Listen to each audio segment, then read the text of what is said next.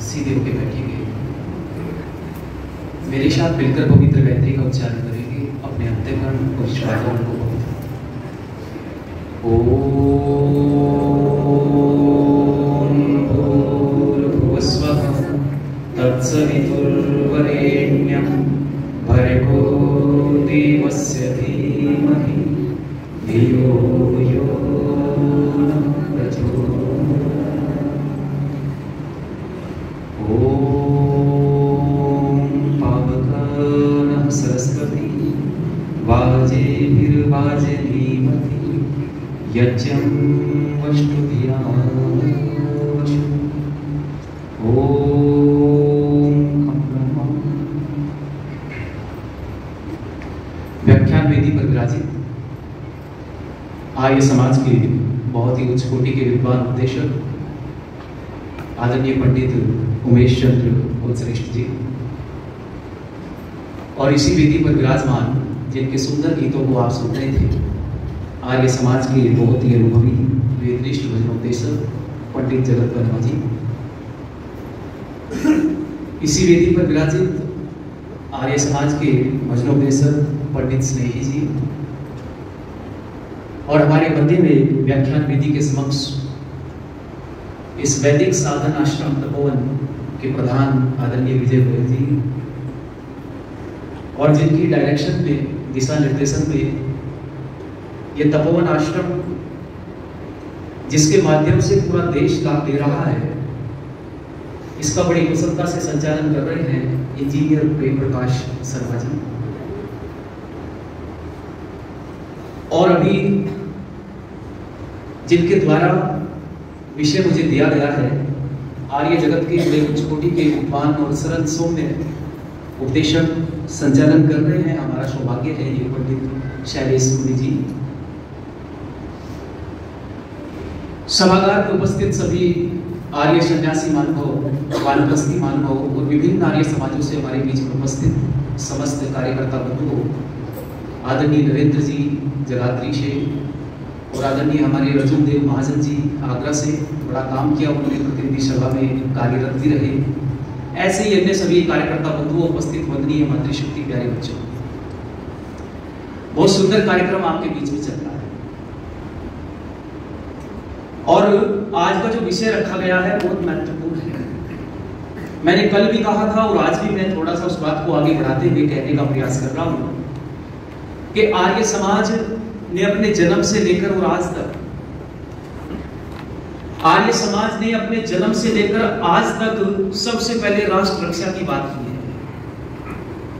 आर्य सन्यासी, आर्य विद्वान, आर्य महात्मा इस देश को प्रथम रखते हैं और अपने स्वयं के जीवन को द्वितीय रखते हैं। आर्य देश के सन्यासियों ने, आर्य देश के उपदेशकों ने, यहां तक कि ऋषि दयानंद ने भी हमें बताने का प्रयत्न किया कि स्वधर्म से ऊपर उठकर राष्ट्र का धर्म होगा, क्योंकि राष्ट्र यदि जिंदा है तो हम सब बोलो जिंदा है। और राष्ट्र जिंदा नहीं है, राष्ट्र में कोई ना कोई इस प्रकार की समस्या है, आतंकित है राष्ट्र, तो किसी भी स्थिति में चैन की सांस व्यक्ति ले नहीं सकता। और इससे बेहतर, हम लोगों से बेहतर और कौन समझ सकता है इस स्थिति को, क्योंकि मानव लगभग 700-800 वर्षों तक इस देश के अंदर मुगलों ने राज किया। विदेशी आक्रांता आते रहे, इस देश में राज करते रहे और इस देश से गए। लगभग 300-350 वर्षों तक अंग्रेजों ने इस देश को गुलाम बनाए रखा। एक लंबा दौर चला। और कल आचार्य जी बहुत अच्छी बात कह रहे थे कि ये सब जितनी भी गुलामी की बेड़ियां और दास्तां हमने पाई है, ये सब हमारी फूट का कारण था। ये सब हमारी एक दूसरे से ईर्ष्या करने का, एक दूसरे से फूट करने का, एक दूसरे से अपना स्वार्थ निकाल करके चलते बनने का ही परिणाम ही रहा कि लगातार देश गुलामी की बेड़ियों से जकड़ता है। एक घटना मैं आपसे सुनाना चाहूंगा, उसको लेकर के मैं व्याख्यान को आगे बढ़ा रहा हूं। एक राजा था, राजा, और उस राजा ने अपने कमरे के सामने एक बेल लगाई अंगूर की, और अंगूर की बेल लगाई तो ये बेल लग करके बड़ी हो गई, उस पर अंगूर लगने शुरू हो गए। अब बेल पर जैसे ही पहला अंगूर लगता तो एक चिड़िया आती और उस अंगूर को तोड़ करके खा जाती। अब राजा सुबह उठ के देखता कि शाम को तो अंगूर लगा था, सोचा सुबह मीठा हो जाएगा तो सुबह खा लूंगा, लेकिन चिड़िया आती है अंगूर तोड़ करके खा। अब एक दिन क्या किया राजा ने, हाथ लगा करके इस अंगूर तोड़ते समय चिड़िया को दबोच लिया, पकड़ लिया। और जब चिड़िया को पकड़ लिया और दबाने का प्रयास, एकदम से चिड़िया बोल पड़ी और चिड़िया कहने लगी, राजन मुझे मारना मत, मैं तुम्हें 4 ज्ञान की बात बताऊंगी, और अगर तुमने मुझे मार दिया तो 4 ज्ञान की बातें तुमसे छूट जाएंगी। और उस राजन को वो चिड़िया समझाने का प्रयास कर रही है और कहती है, पहली मेरी बात ये है राजन कि कभी हाथ आए शत्रु को छोड़ना मत। पहली बात चिड़िया कि राजन याद रखना तुम राजा हो और राजा का कर्तव्य सामान्य व्यक्ति से कहीं ऊपर उठ करके होता है। राजन तुम हाथ आए शत्रु को कभी छोड़ना मत। अब राजा को बड़ा आश्चर्य हुआ, चिड़िया से प्रेम हो गया और राजन कहने लगे, चिड़िया दूसरी बात भी बता दो।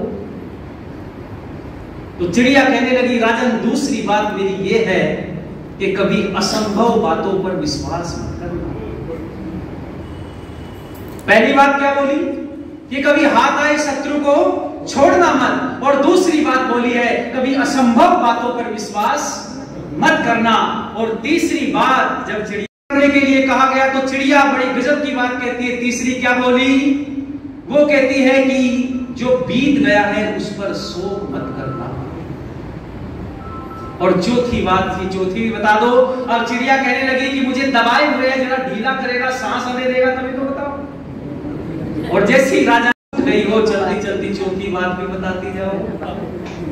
तो चिड़िया कहती है कि राजन मेरे पेट में 2 हीरे हैं। क्या बोला? मेरे पेट में 2 हीरे हैं। बस राजा ने माथे पर हाथ मारा, ओहो हाथ से हीरे निकल गए। अब चिड़िया कहती, राजन मैंने कहा था ना कि बीती बातों पर शोक। लेकिन चिड़िया को भूल जाओ आप बंधुओं, उस राजा को भी भूल जाओ। मैं निवेदन करना चाहता हूं इस हिंदू जाति, कभी हाथ आए शत्रु को तुम छोड़ना मत। आप विचार करके देखना, इस देश के इतिहास से आपको सीखने की जरूरत है।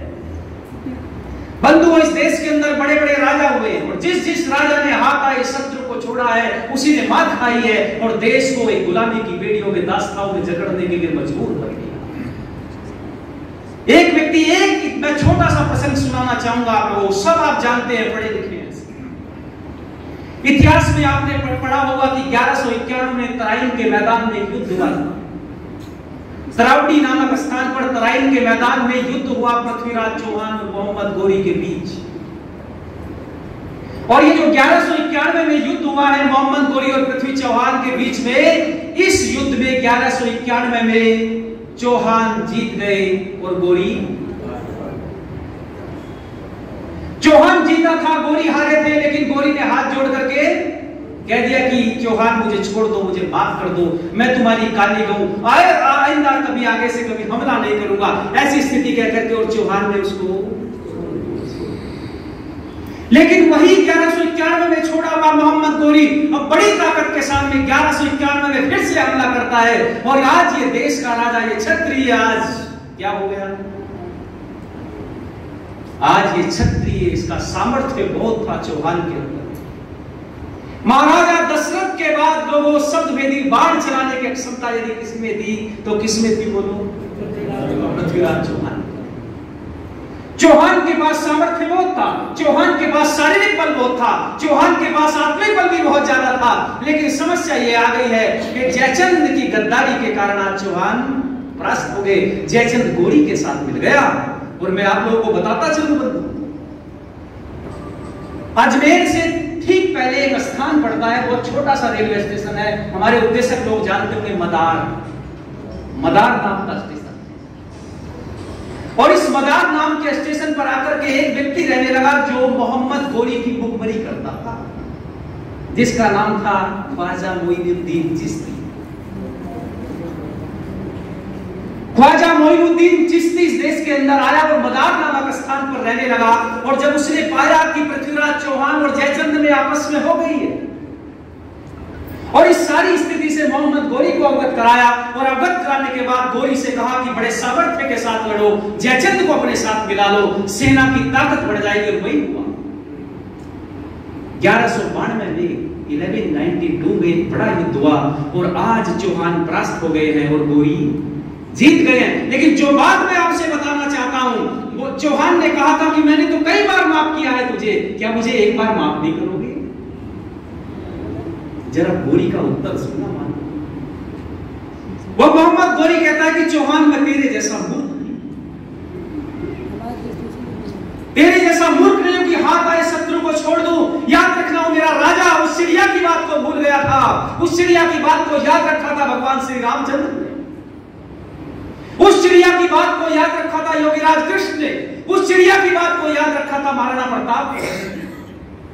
जितने राजा ने इस चिड़िया की बात को याद रखा वो सब राजा कल्याणकारी सिद्ध हुए। लेकिन मेरा ये क्षत्रिय राजा भूल गया कि हाथ आए शत्रु को छोड़ना नहीं चाहिए, और मोहम्मद गोरी को छोड़ दिया और राजा को बंदी बना करके ले। वो एक अलग स्थिति है मानव बंधुओं। और आज भी एक व्यक्ति का मैं जिक्र करना चाहूंगा, उत्तर प्रदेश के मुख्यमंत्री, वो चिड़िया की बात को मान रहे, वो चिड़िया की बात पर अटल है कि हाथ आए शत्रु को कभी छोड़ना मत। और इस चीज को मानो, ये जो शिक्षा राजधर्म जो होता है, मैंने बताया सामान्य व्यक्तियों से अलग हटके होता है। राजा यदि गलती करता है तो सारा दंड प्रजा को भोगना पड़ता है। एक सामान्य व्यक्ति के कर्म में और राजा के कर्म में बहुत बड़ा अंतर होता है। आप जानते हो महर्षि दयानंद सरस्वती ने सबसे पहले सामान्य लोगों के बीच में संभाषण करना शुरू किया। देश के सामान्य लोगों के बीच में जाते अपनी बात रखते, लेकिन ऋषि ने विचार किया कि सामान्य लोगों के बीच बातों को रख रहा हूं, बड़ी ऊर्जा के साथ में रख रहा हूं, लेकिन प्रभाव उतना नहीं हो रहा है, तो अपना मुख किस तरफ घुमाया? जरा विचार करके देखो, ऋषिवर दयानंद ने अपना मुख घुमाया था रजवाड़ों की तरफ और राजस्थान की तरफ मुख कर दिया कि यदि राजा सुधर जाएगा तो प्रजा बोलो, राजा यदि धार्मिक हो जाएगा, राजा यदि विद्वान हो जाएगा, राजा यदि पाखंड रहित हो जाएगा, राजा यदि देशभक्त बन जाएगा तो देश की स्थिति बदल जाएगी, देश की स्थिति सुधर जाएगी। और यही काम किया। और बंधुओं, मैं आपसे बताना चाहता हूं, आर्य समाज का बड़ा भारी योगदान है देश को आजाद कराने। देश की आजादी में यदि आर्य समाज बढ़ चढ़ करके हिस्सा न लेता तो इसने सारे क्रांतिकारी पैदा न होते। आप जानते हो मानव, जहां क्रांतिकारियों की फैक्ट्री बनी और समस्त क्रांतिकारियों के प्रेरणा स्रोत में कह दूं तो कोई अतिशयोक्ति भी नहीं होगी, श्याम जी कृष्ण वर्मा का नाम आपने सुना। और श्याम जी कृष्ण वर्मा का आप जीवन चरित्र पढ़ के देखना, श्याम जी कृष्ण वर्मा की बातों को पढ़ करके देखना। श्याम जी कृष्ण वर्मा लिखते हैं कि मैं ऋषिवर देव दयानंद के साहित्य को पढ़ करके, ऋषिवर दयानंद के राष्ट्रवाद को पढ़ करके, ऋषिवर दयानंद के दर्शन को पढ़ने के बाद में मेरे जीवन में एक असीम परिवर्तन आया। और कैसा परिवर्तन आया कि ऋषि दयानंद से प्रेरणा पाकर के इस श्याम जी कृष्ण वर्मा ने लंदन में क्या खोला था जी? इंडिया हाउस बनाया। और उसी इंडिया हाउस बनने का यह परिणाम हुआ कि वहां से वीर सावरकर, वहीं से गोपाल कृष्ण गोखले, वहीं से शहीद आजम सरदार भगत सिंह जैसे क्रांतिकारी प्रेरणा लेते थे। इसी लंदन हाउस के देन है। और आप सबको जानना चाहिए कि अंग्रेजों पर दबाव डाला लंदन के अंदर, सारे भारतीयों को इकट्ठा किया और इस देश की आजादी में एक ऐसा इतिहास चढ़ाया आर्य समाज ने। क्या क्या मैं आप लोगों को बताऊं। इसी आर्य समाज से जुड़ करके जब ऋषिवर दयानंद ने सबसे पहले राष्ट्रभक्ति का, देशभक्ति का नारा दिया था, तो बहुत सारे क्रांतिकारी, राम प्रसाद बिस्मिल जैसे तरीके क्रांतिवीर।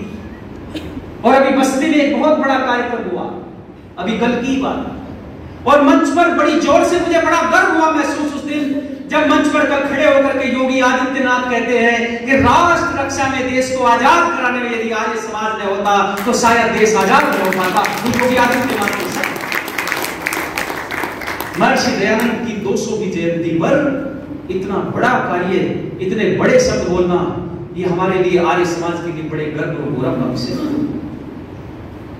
आर्य समाज ने अपने जन्म से प्रेरणा दी है।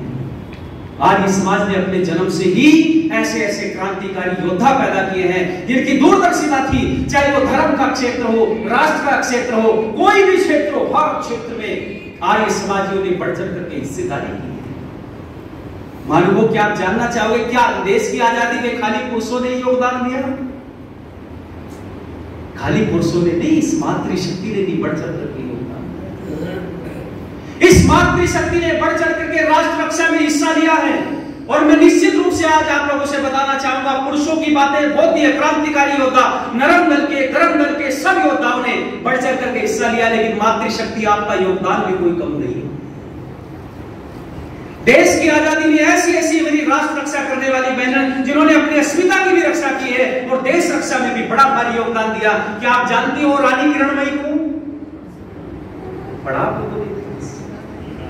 रानी किरणमयी का इतिहास पढ़ करके देखो, उस वीरांगना बेटी का, उस वीरांगना देवी का इतिहास पढ़ करके देखो, आपको पता चलेगा देवियों कैसी होती थी राष्ट्र की माता, राष्ट्र की देवी। आज जिस देवी के लिए सब लोग, आपको मैं एक चीज और बताता है, कहता चलूं, देवियां कहती थी हमें पुरुषों के बराबर अधिकार चाहिए। अच्छा, क्या ये बात ठीक है? पुरुषों के बराबर अधिकार देने का मतलब है अपने स्तर को नीचे गिराना। पुरुषों के बराबर अधिकार, क्योंकि हमारे यहां तो पुरुषों के बराबर अधिकार नहीं है आपका, बल्कि पुरुषों से क्या है बोलो, ऊपर का अधिकार है। स्त्री ब्रह्मा बहुविध है, ये इसी मन से चिल्ला चिल्ला करके लोगों ने कहा है कि स्त्री ब्रह्मा है और सर की पकड़ी है।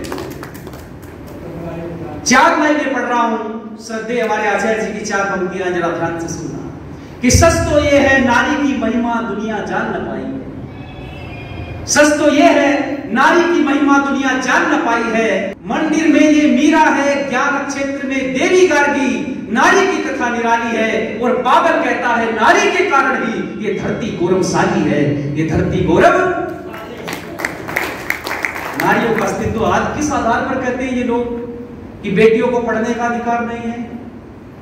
यदि बेटियां पढ़ी लिखी न होती तो बंधुओं मैं आपसे पूछना चाहता, एक उदाहरण देता हूं सामान्य समझ कि देश की रक्षा में आर्य समाज ने जो चेतना जगाई, ही बेटियां देवियां देश की आर्मी में काम करती थी।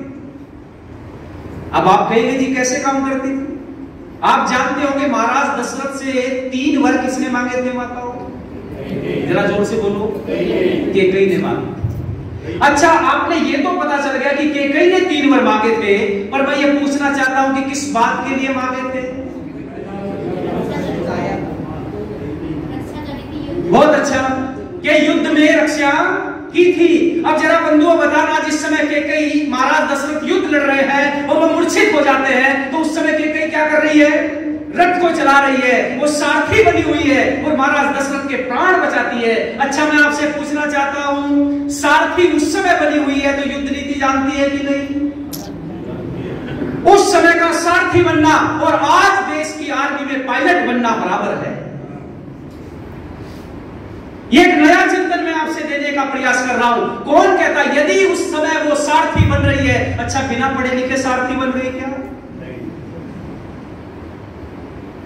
वो सारथी बनी है तो कहीं ना कहीं शिक्षा का स्तर बहुत ऊंचा है, कहीं ना कहीं युद्ध क्षेत्र की जानकारियां दी जा रही है, युद्ध शास्त्र की जानकारी दी जा रही है, तब जाकर के कहीं क्या चलाती है वो लोग? रथ चलाती है। और रथ चलाती है तो शस्त्र भी चलाती होगी, और शस्त्र चलाती है तो निश्चित रूप से उस समय की आर्मी में काम। ये मैं वैदिक काल का प्रमाण दे रहा हूं आपको, श्री रामचंद्र का प्रमाण दे रहा हूं। ये तो आज लोग दंडना करके कह रहे हैं कि पढ़ने का अधिकार नहीं है।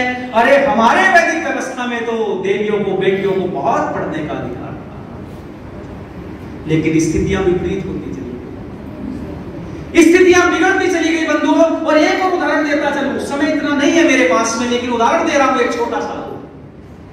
अच्छा, आप जरा मुझे बताओ, जिस समय स्वयंवर हुआ था माता सीता का, तो माता सीता के स्वयंवर में एक शर्त रखी गई थी, और वो शर्त क्या थी कि जो इस पुराने शिव धनुष को उठाएगा, प्रत्यंचा चढ़ाएगा, उसी के गले में सीता माता क्या डालेगी? वरमाला। अच्छा, जब ये बात हुई वरमाला डालेगी, मैं आपसे पूछना चाहता हूं, और ये लिखा है महर्षि वाल्मीकि कह रहे हैं कि सीता उस धनुष को उठा करके वहां साफ सफाई करवाती थी।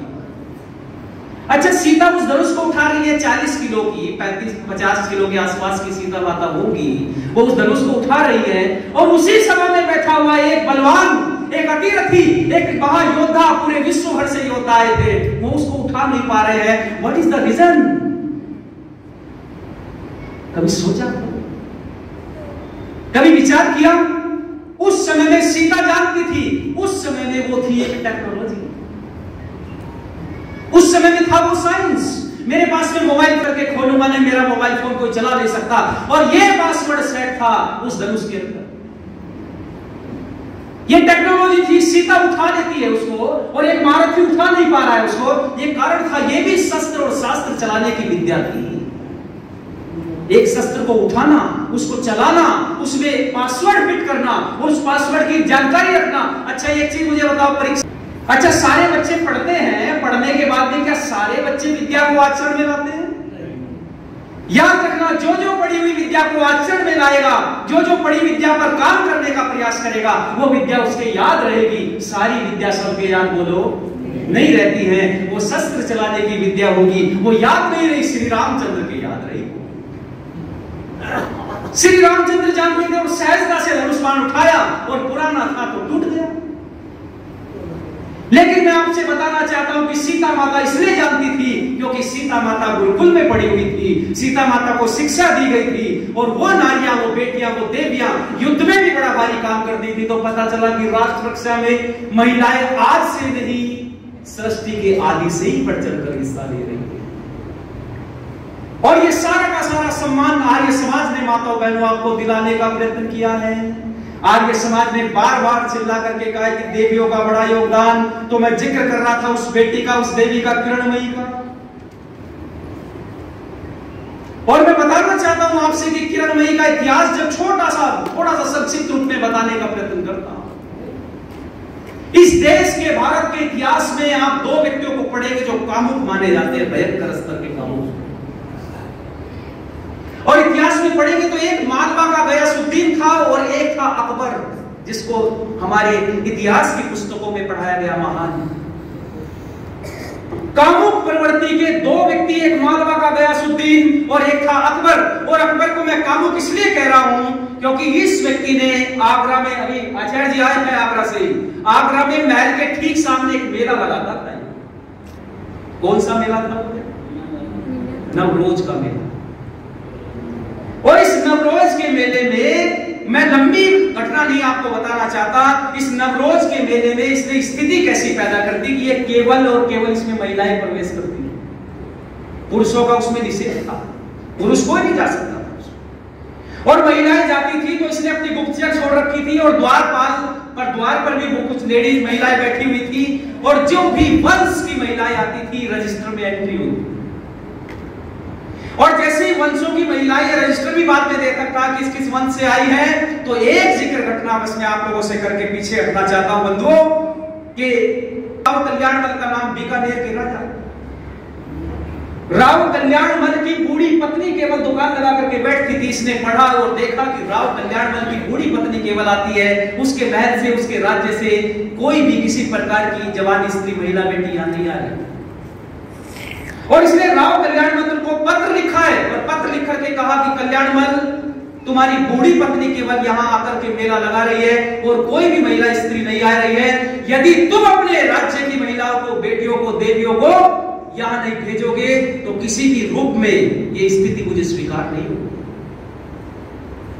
यानी सीधी सीधी चुनौती दे दी राव कल्याणमल को, यदि नहीं भेजा तो युद्ध के लिए तैयार हो जाओ।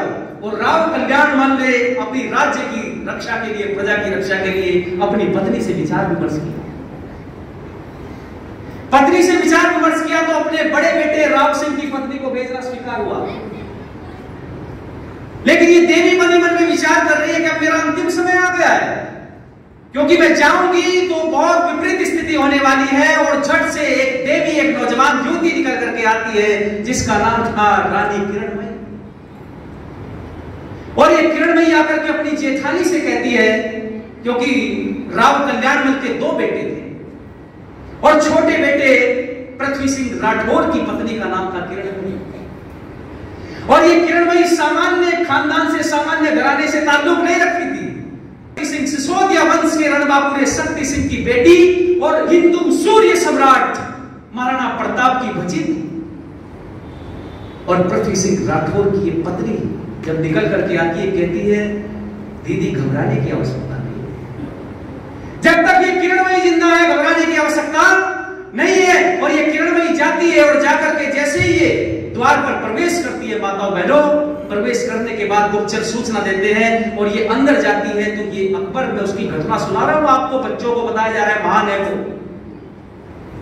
उस नौरोज मेले में ये किरणमयी जाती है, आप इतिहास को पढ़ो उठा करके, और ये अकबर जैसे ही अंदर बुलाता है और हाथ पकड़ता है, उस देवी, उस वीरांगना बेटी का जिक्र करना चाहता हूं, ऐसे बनाओ अपने बच्चों को, तुरंत कटार निकालती है और घुटना छाती पर टेक कर बैठ जाती है और अकबर के सामने कटार कर देती है। और इतिहास में लिखा गया है, टाट लिखते हैं कि जब कटार सामने लगाई तो है, मेरी बहन है, मुझे माफ कर दे, मैं तुम्हारी गाय हूं, मुझे छोड़ दे। और एक शर्त मांगी थी किरणमयी ने कि तत्काल प्रभाव से ये मेला बंद हो जाना चाहिए। और उस बेटी का प्रभाव देखो, उस दिन के बाद अकबर ने दोबारा आगरा के अंदर मेला नहीं लगाया। ऐसी ऐसी बेटियां, ऐसी ऐसी देवियां, ऐसी वीरांगनाएं, माता, आपने इतने सुंदर सुंदर ऐसे बच्चे तैयार किए जो राष्ट्र रक्षा के लिए बलिदान हो गए। ये प्रभाव, सारा का सारा प्रभाव, राष्ट्रीयता का प्रभाव तब आता है जब हम सत्य मार्ग की तरफ जुड़ते हैं। और आर्य समाज यही प्रेरणा करता है आपको कि राष्ट्र सबसे पहले आपके जीवन में हो। बहुत सारा आजादी मिल गई हमको, लेकिन इतिहास में बहुत सारे लोग ऐसे हुए हैं जिन लोगों को हमने भुला दिया। क्या सब लोगों को याद रखा? याद रखना भी संभव? क्या एक दो व्यक्ति की जान गई है, एक दो व्यक्ति का गरम गरम लहू गया हो? 10, 20, 50, 100, 200, 500 नहीं करना चाहता, लेकिन मैं इतना जरूर कहना चाहूंगा, इस देश की आजादी में सबसे ज्यादा योगदान औरों की अपेक्षा किसी ने दिया है तो कौन है? बोलो, आर्य समाज ने। और आज जिसने घर बसाया है, जिसने घर बनाया है, जितना सुंदर सा पौधा लगाया है, आज जब उसका पौधा सूखता हुआ दिखाई देता है तो कष्ट भी किसके होगा? बोलो, जिसने पौधा लगाया। आज ये राष्ट्र रूपी पौधा चारों तरफ से बना करके तैयार किया है। राष्ट्र में जब भी किसी प्रकार की स्थिति आती है विपरीत, तब आर्य समाज को कष्ट होता है, आर्य समाज को दुख होता है। यही कारण है कि आर्य समाज चिल्ला चिल्ला करके राष्ट्र की बात करता है। और इसी पर दयानंद हमारे गुरु हमें यही सिखा करके गए हैं कि किसी भी स्थिति में मर जाना, मिट जाना, लेकिन कभी असत्य स्वीकार मत करना, कभी राष्ट्र के साथ समझौता मत करना। और याद रखना, आर्य समाजी सच्चा वही है जो हर विपरीत स्थिति रखने का सामर्थ्य रखता हो। बंधुओं, जाने सर कितने सारे क्रांति वीरों ने अपना बलिदान दिया, इसलिए कुछ पंक्तियां कहकर के पीछे अग्रामदर्शित होकर सुनिएगा। वो कैसे कैसे लोग थे जी, कैसे कैसे लोग थे, सुनिए, देश पर मर मिटने वाले लोग। वो कैसे कैसे लोग थे जी, कैसे कैसे लोग थे, कुर्बानियों की आग में जवानियों में जल गए। इतिहास जब लिखा गया कहानियों में ढल गए। जाने उनकी माओ ने गुट्टी में क्या पिला दिया, जाने उनकी माओ ने गुट्टी में क्या पिला दिया।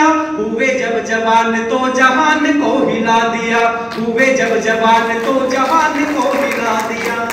निर्धनता की आंधियों में सूखे चनों में पल गए, अरे निर्धनता की आंधियों में सूखे चनों में पल गए। इतिहास जब लिखा गया कहानियों में ढल गए, इतिहास जब लिखा गया कहानियों में ढल गए। इस जहां की भीड़ में वो फक्कड़ों की टोलियां, याद करिए हैदराबाद के उस आंदोलन, याद करिए हैदराबाद के आंदोलन को, जब मंदिरों पर हैदराबाद के निजाम ने ताले लगवा दिए थे, उस तालों को हटवाने का काम किसने किया? लोगों, आर्य समाज ने।